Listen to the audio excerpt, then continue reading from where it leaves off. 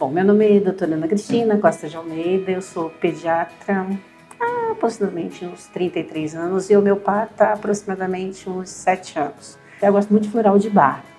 Eduardo Bach era um homeopata antes de criar as 22 essências florais. Intuiu e buscou e fez lá, e eu gosto muito dos florais, porque eles estão praticamente com as emoções básicas humanas e ajuda muito. Você tá, por exemplo, vou dar um exemplo bem catastrófico. Morre um parente seu, você tá toda a família desesperada. Você pega um frasquinho de resco e a família inteira floralizada consegue lidar com aquilo de uma forma muito mais saudável e tira todo o desespero. Então, são coisas que eu gosto muito de associar a homeopatia com floral. O efeito de um não corta o outro, e quando o paciente está mais equilibrado emocionalmente, ele expõe mais quem ele é e eu consigo medicar homeopaticamente melhor com a homeopatia. Então, isso é extremamente interessante e melhora muito. Então, a gente usa qualquer recurso que a gente tenha para aliviar o paciente. Isso é fundamental. Isso é fundamental porque isso é o compromisso do médico.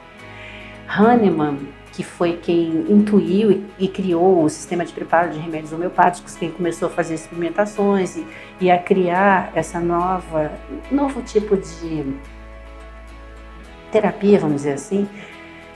Por exemplo, na época do Hahnemann usava mercúrio em dose ponderal, então o paciente tinha intoxicação por mercúrio, por arsênico. Quando ele começou a preparar de uma forma diferente, esses remédios começaram a fazer efeito sem ter a toxicidade do medicamento in natura.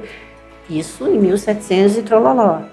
Então, é uma coisa que ele dizia assim, que eu acho assim, que me inspira, é que o homeopata ele tem a obrigação e o dever como médico de propiciar que o paciente atinja os altos fins de sua existência. Então, quando você está em paz, em equilíbrio, e você tem aquela sensação, e a homeopatia dá isso, a sensação subjetiva de bem-estar geral, isso é uma das características que a gente usa para ver o efeito medicamentoso. Você pode melhorar da sua gastrite, mas se você estiver piorando a sua ansiedade, piorando os seus medos, caminho errado. Então, a sensação subjetiva de bem-estar geral, ela vai do mental e ela se manifesta no físico também. Aí vem aquela visão holística da gente como um todo. Alma, mente, corpo, sem separatividade.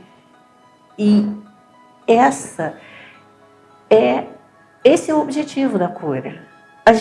Nós somos, enquanto seres humanos, a gente vai ter sempre fatores externos que a gente não controla, que vão nos entristecer, que vão mexer nas nossas sensibilidades, nas nossas suscetibilidades.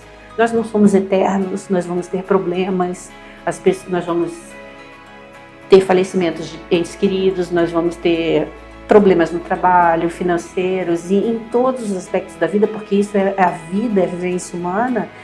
Mas dentro disso, um ser humano equilibrado, ele consegue lidar com as coisas de uma forma mais saudável. E ele não introjecta o sofrimento, ele não joga para dentro, ele não transforma esse sofrimento ou esse conflito que ele tem numa doença. E esse é o objetivo, o máximo do equilíbrio possível, em todos os níveis. Que uma criança que tem amidalite de repetição deixe de ter.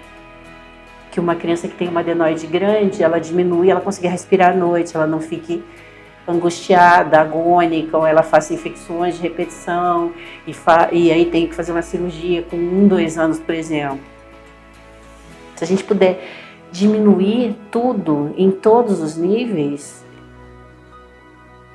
né? Tem pessoas que são tão inconsoláveis, vamos dizer, eu vou falar de um adulto, por exemplo, faleceu um parente, a mãe ou o pai, ele entra numa depressão tão profunda, ele se isola e pode se transformar num suicida, ou isso, ou naquilo.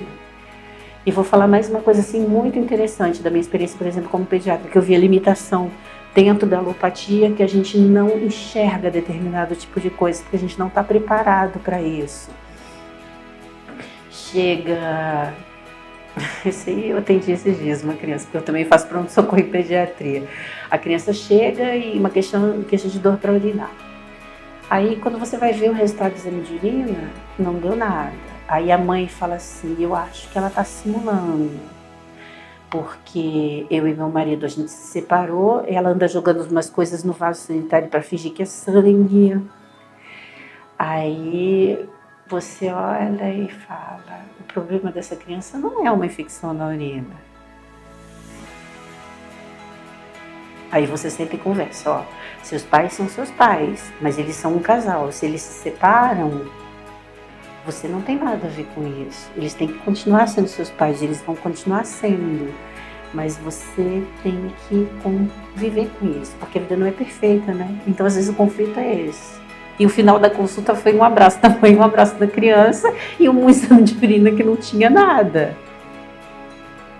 Um pouquinho de pomada, um pouquinho uma vaginite leve, isso e aquilo. Mas assim, o mais importante foi o resto.